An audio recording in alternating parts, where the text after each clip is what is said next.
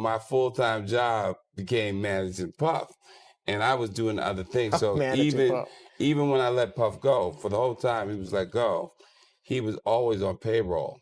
I never stopped paying him until he found his next spot.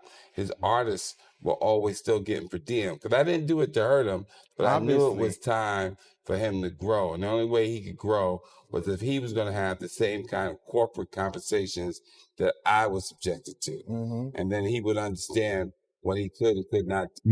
You got a guy named Anthony Wolf Jones, who was from Bad Boy, from its conception as doing security and being one of the financiers of Puff having to have some money to keep Big and Craig Mack around before he got to Clyde Davis. All of these big dick deviants is all catching hell in 2024. It's up for all of them. It don't matter if you Diddy or whoever you is, TG Jakes, any of them. All lies will be exposed. That's all. And anyone who takes that the wrong way know why they take it the wrong way. 3 minutes ago, Gene Deal shared another explosive set of claims. Once again, the conversation around Sean Diddy comms is getting louder, wider, and more uncomfortable for the entertainment industry. Gene Deal is not a random voice online. He was once Diddy's personal bodyguard during the Bad Boy Records era. He stood close enough to see how power really moved behind the scenes. Today, he says the public only saw the surface version of Diddy. According to Deal, the real story involved mentors, learned behavior, and an entire industry that looked the other way. He claims Diddy did not become who he was by accident. He says the behavior people are now questioning was modeled, normalized, and even rewarded early in Diddy's career. From Uptown Records to Bad Boy Rise, Deal describes a world shaped by influence, ambition, and moral compromise. This conversation comes after Diddy's October 2025 conviction and 50-month sentence. Many people now see this as confirmation that rumors once whispered are finally being taken seriously. What makes this moment different is that Deal is not only talking about Diddy. He is naming systems, mentors, celebrities, and cultural moments that shaped an era. He is also criticizing what he believes has been left out of major documentaries, especially when it comes to responsibility, accountability, and lost lives. This is not about gossip. It is about power, silence, and how far influence can stretch before the truth catches up. Gene Deal, let's get right into it. Diddy, he got indicted. You called it, man. A few weeks ago, you was on the platform and you said that he was going to get arrested in September. Yeah, man. Anybody who in law enforcement or people know the law, when Homeland Security ran up into his house, people will tell you, or people knew that it was just a matter of time that they was going to indict him and bring him in to see the judge, bro. It was just a matter of time. I just figured out with the grand jury and their different sessions and stuff like that. And then what one of the witnesses told me, I just figured it out that it was going to be around September that they were going to bring him in, bro. People might not understand. It's difficult when you see a brother that has so much promise become an icon as far as in the music business and stuff that he did, to turn around and just tear his whole life down. But it's all because of his mentors and the people that trained him and taught him the music business. You know, it's all about the people who trained and taught him the music business, because Puff wasn't, he wasn't born a monster. You know what I'm saying? He was made into a monster, brother. Do you understand what I'm saying? He was made into a monster from the stuff that happened to him, the things that he had to do. You understand? The things that he had to do to become who he is. You know what I'm saying? You know, it's like this, brother. You never like something so much that you can't do without, and you never be willing to do anything to get where you want to be at. You got to have principles. You got to have morals. You got to keep with that stuff. And in that music business, a lot of that stuff get thrown out the window. You understand? And that's what happened to him. He started doing the things to other people that was done to him. To keep it frank, He was doing the things to other people that was done to him. And it is what it is. You got to know better. And if you know better, you will do better. When he was in New York City, he was like that gecko from the Geico commercial. Then he turned and started going, when he lived in Cali and Miami, he turned into Godzilla. I would see him talk about how he using drugs. He was never like that. Smoking cigarettes, smoking weed and everything like that. He turned into something that you could consider a monster, bro. Then he started doing things to people, you understand, that he learned. That's a learned behavior, bro. Now, I'm not saying that he may have been doing a couple of things here and there with women, stuff like that in New York, but the things that there's talking about that he was doing, bringing in prostitutes to have sex with his girl and all that stuff like that, that was some crazy stuff to me, man. So I'm just looking at this whole thing, man, and you had asked me, and we don't have these conversations like most people do. We're going to go back and you're going to tell me what, we're going to talk about this. You said, I'm going to ask you how you feel, bro. Gene Deal's central claim is simple but serious. He says Diddy learned his behavior by watching powerful men above him. According to Deal, when Diddy started at Uptown Records under Andre Harrell, he was quiet, observant, and hungry. Deal describes him as a gecko, someone who watched everything and learned how power worked. Later, when Diddy moved to Los Angeles and Miami, Deal says that Gecko became Godzilla. Like, I had an artist in the building, right? Because Puff, as an executive, he really is a very artistic guy. He can make videos, he can style. So I started to branch out in the movies and the television. So then Puff wouldn't really listen to anybody but me. So my full-time job became managing Puff.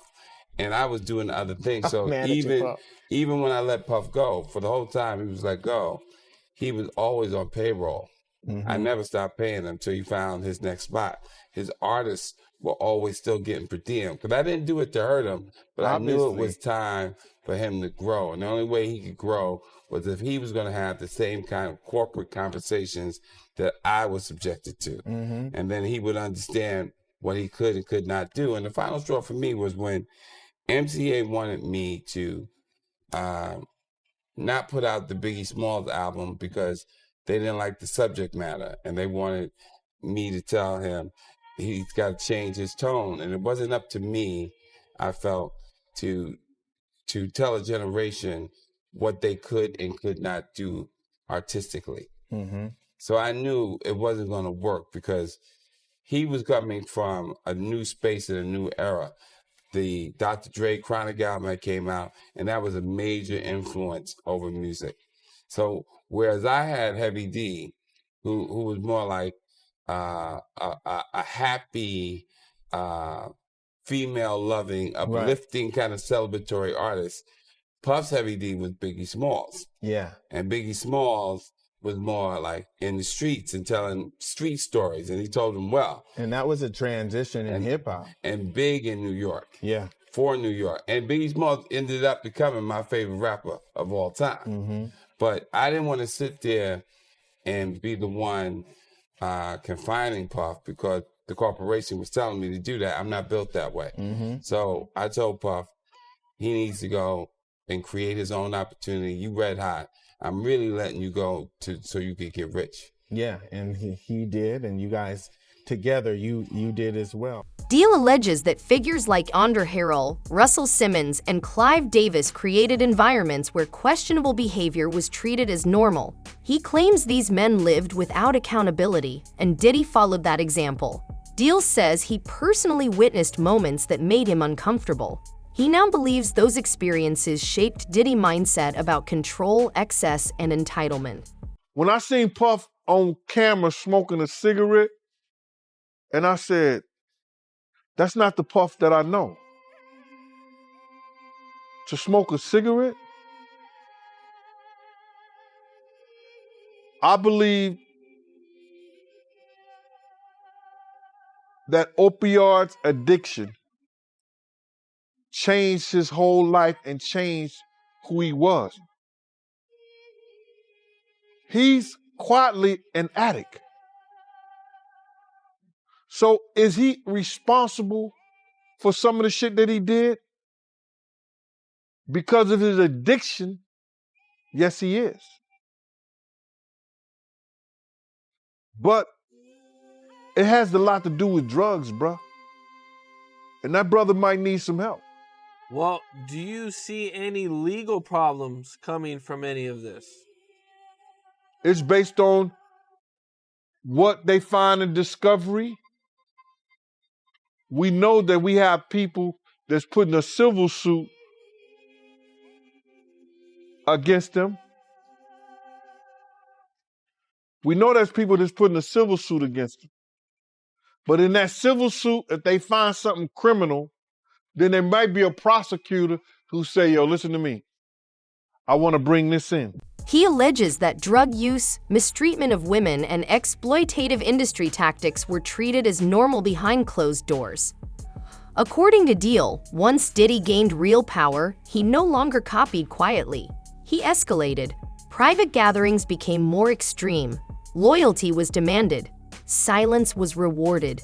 Deal insists this does not excuse Diddy actions. Instead, he says it explains how unchecked power repeats itself. In his view, Diddy is responsible for his choices, but the culture that shaped him also shares blame. Now that Diddy has been convicted, Deal says the industry can no longer pretend this behavior appeared out of nowhere. Someone taught it. Someone allowed it. Many benefited from staying quiet. One of the most painful moments Gene Deal revisits is the 1991 City College charity basketball game. 9 people died in a stampede, including teenagers. Deal says this event should never be treated as a small detail. According to him, the tragedy shows early signs of negligence, ego, and poor decision-making that followed Diddy throughout his career.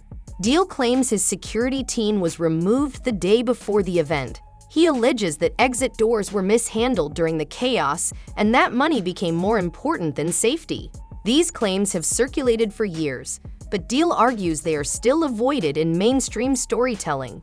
That is why he criticizes 50 Cent Netflix documentary released in December 2025. He says it reused surface-level information while avoiding deeper accountability. Deal claims the documentary left out key names, full timelines, and footage from before the arrest that could have changed how the public understood the story. 50, how'd you get it, and what does that scene show? Well, I mean, you know, you're a journalist, Harvey. Harvey, you would not disclose your sources. We usually don't. Yeah, but I got it. Yeah. What he said. and what do you think it conveys? Because we see someone trying to pull the strings and talking about, he would say affecting, others would say manipulating the public views of the allegations. I think that, you know, one big theme of the series is to go behind the scenes to really understand how brilliant you could say Sean Combs is at marketing, at owning his narrative, controlling the narrative at all times. And so why would that stop, you know, when his life is on the line? So I think that, you know, on its face, that's what it is. But as you get deeper in the film, you start to realize, you know, perhaps how some of these tactics, you know, how they really came to present themselves, you know, during the trial. You show that, his abilities, his early rise. Right. Alexandra, you also give time to victims of the alleged abuse. Some of the cases are in different procedural postures. And you show victims who were women and men. Why is that important? Because, you know, victims of sexual assault, sexual violence, you know, gender should not be a part of that conversation. When you are a victim, you are a victim. And I think that, you know, this series was a platform in a way for these alleged victims to come forward, give their truth, put context to their situations when so much of it was ripped out, you know, and we just the world was going for the salacious headlines, and they really had the time to tell their story. Yeah, and the film takes us way behind the PR or propaganda machine. You see Diddy the day he's finding out about new suits against him while he's in New York, preparing for a possible criminal arrest. This is another moment from the video that 50 said he won't tell us where he got it. Deal also says he refused to participate without proper compensation for himself and others he believed were essential voices. When his terms were rejected, he walked away. He believes this led to a cleaner and safer version of the story being told. For Deal, the issue is not money. It is history being edited. He says when documentaries avoid uncomfortable truths, they protect systems instead of exposing them. Katt Williams' 2024 Club Shay Shay interview now feels prophetic to many people. All of these big dick deviants is all catching hell in 2024. It's up for all of them. It don't matter if you Diddy or whoever you is. TG Jakes, any of them. All lies will be exposed. That's all. And anyone who takes that the wrong way, know why they take it the wrong way. Deal connects Williams' jokes and warnings to what later happened around Diddy. Williams did not directly accuse most of the people he mentioned, but he made what he called jabs.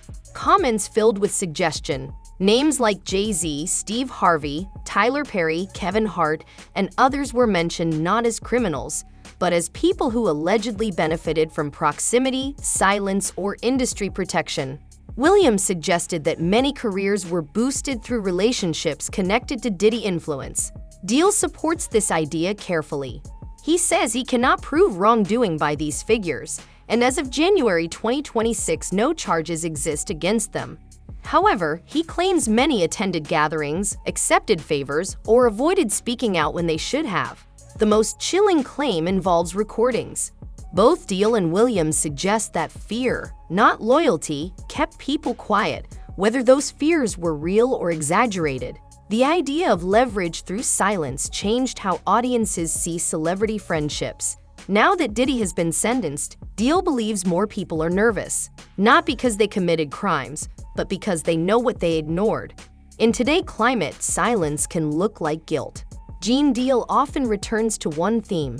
Diddy rose, but many around him fell. He names artists like Craig Mack and Black Rob as examples of talent that was used, pushed aside, and forgotten.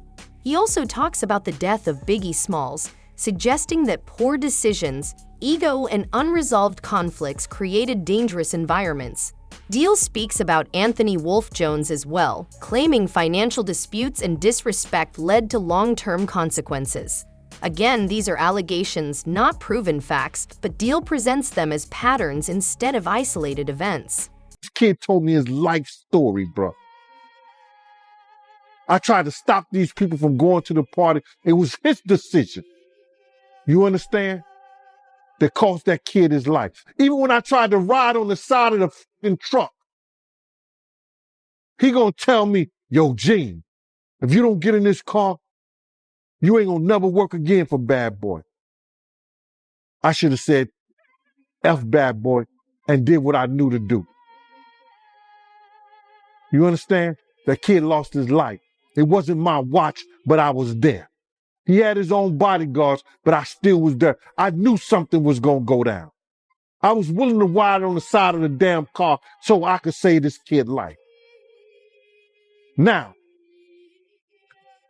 my man go to him, ASAP Ferg father. He goes to him. Yo, Puff, blase, whoop-de-whoop. I gotta have this, or these guys it's gonna be a problem in the street. Here go this. You can use this until I can give it back to him. This nigga said, what? I can't do that. Understandable, whatever the situation was. My man died the day after my birthday. Turns around, tell Wolf, I'm gonna give you your $300,000. Wolf is the one who brought me back into Bad Boy, or brought me back into Bad Boy, because I was there before Wolf himself. Wolf's mother let me hear something that the what they call it, the drug enforcement, the prosecutor from Atlanta, that Puff told Meech, go ahead and do what you got to do, when him and Wolf and them was beefing outside. I heard Wolf say out of his mouth, I'm going to show you them niggas ain't that. I knew he was building up the atmosphere between Meech and Wolf to go at it. Do you hear me? Wolf get killed by some kids from BMF. Actually, the dude that he put down with BMF. This Nick brags about cussing Wolf's mother out. And I'm going to call his name out. He bragged to his cousin, Ak. So you niggas in New York, if y'all don't believe what I'm saying, ask Ak. If Wolf was alive, the way he loved his mother, we wouldn't be talking about Diddy today. I say this dude, even after all that, I still say this nigga. According to him, Diddy prioritized image and control over people. Once someone stopped being useful, they were pushed aside. Deal says this is the real legacy people avoid discussing. With Diddy now serving time, he believes the conversation should not stop at punishment. It should lead to reflection. Who benefited? Who stayed quiet? Who paid the price? As Gene Deal claims continue to spread, attention has shifted to the wider circle of celebrities often linked directly or indirectly to Diddy private gatherings. Over the years, these parties have been described not as simple celebrations, but as invitation-only spaces where power, influence, and opportunity quietly mixed. He got off. See, I didn't talk about Tyler Perry. I didn't really talk about Puffy. It's some stuff I'd be like, okay, let me see what happened with this. Because I don't want to be one of them people who say this about somebody and then have to eat crow later on. Right, right. Let me give you some examples. There was something going on when we had that discussion about Chris Webber. Right. I didn't say much about Chris Webber. I talked about fucking people's wives. Right. Then people were saying Corey said something about Chris Webber. Right. And I didn't really say nothing about Chris Webber like that except giving praise because I only know Chris Webber from hooping. And I used to hoop, so I look up to them guys. You know what I'm saying? Right. But Chris Webber never said I didn't that nigga away. Right. There's things in the news about Tyler Perry. I'm not gay no more. I want to tell Tyler Perry this. I would love to come work for you, Tyler Perry. Who's next? Y'all don't see the lineup? Oh, yeah, no. Yeah, we see the lineup. I'm just waiting to see who's next. Jay-Z is setting Diddy up. Why is everyone having such a hard time? He ain't doing shit different. He lined up D. Haven, stole his life and identity. He lined up Big L, stole his life and identity. He lined up Dame Dash, stole his life, identity, and took his love. Lined up R. Kelly. He wants to be the one. Yeah, shout out D. Haven. He actually hit us up, wanted to tell this story. You need to talk to D. Haven. We need to talk to him. I told you that last year when I put you on the phone with him. You did. I want you to think about this. Allegedly, Sean Carter is responsible for enacting Katt Williams to put Aaliyah on a faulty plane to move her out the way as punishment for rejecting him. And so he could level up Beyonce, who was struggling. Let's just say allegedly that happened. Now I want you to think about 106th and Park with Mary J. Blige.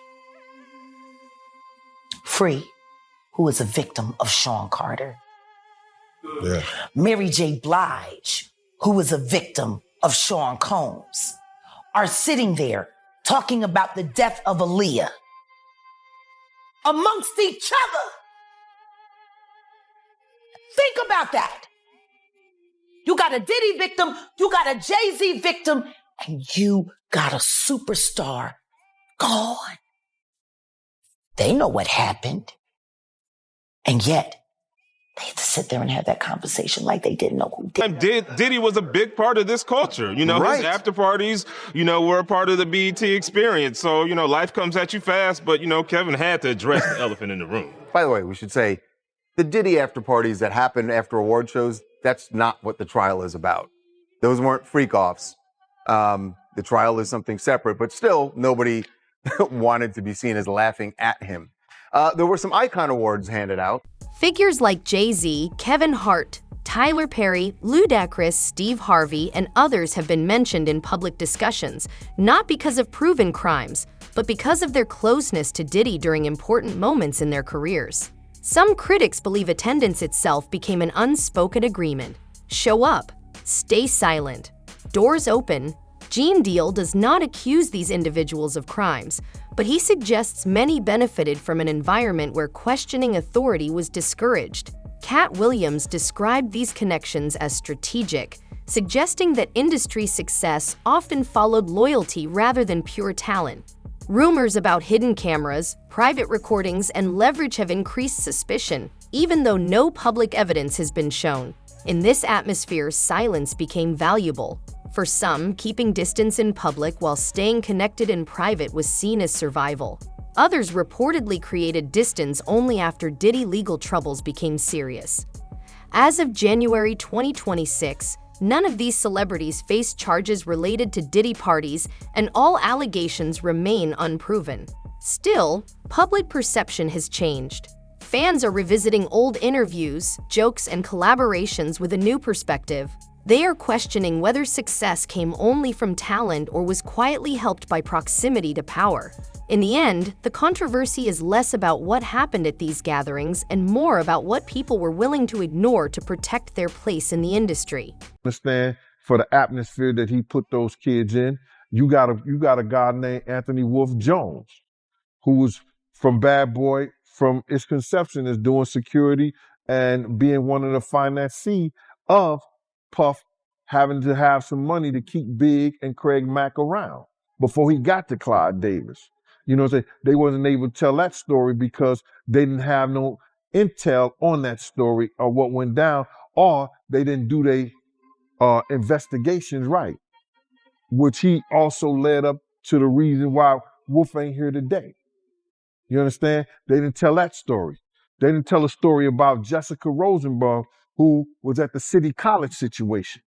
You understand? When it was Puff, Heavy D, and Jessica. You know what I'm saying? Jessica was the reason why those kids lost their life, because she locked the door on those kids running down the steps. You understand? You could see her name in a news article, but they didn't mention nothing about her taking place, but they try to put Heavy D, God bless the dead, out there and they put Puff out there. You know what I'm saying? She should have been the main one because she is the one who locked the door on the kids. You understand? She is the one who locked the door on the kids, and all those kids lost their life. Had she not locked those doors, not one kid would have lost their life. Not one kid would have lost their life. And that's what happened. I don't think it's only celebrities going to be shook. He had politicians in there. He had princes in there. He also had a couple of preachers in there. You personally, you think they got tapes? Well, my personal opinion that if Lil Rob could be trusted and his statements are true, they got him. They got tapes of stuff. Gene Deal message is not only about Diddy. It is about how power works when no one challenges it. Diddy 2025 conviction closed one chapter, but it opened many uncomfortable questions about mentorship, silence, and accountability in entertainment. Deal believes karma moves slowly but surely. Careers rise. Truth waits. Eventually, the past catches up. The question now is simple. How many people knew more than they admitted? And how many stories are still waiting to be told? Let us know what you think in the comments below. If you like this video, hit that subscribe button so you never miss any new videos. Until then, keep it real.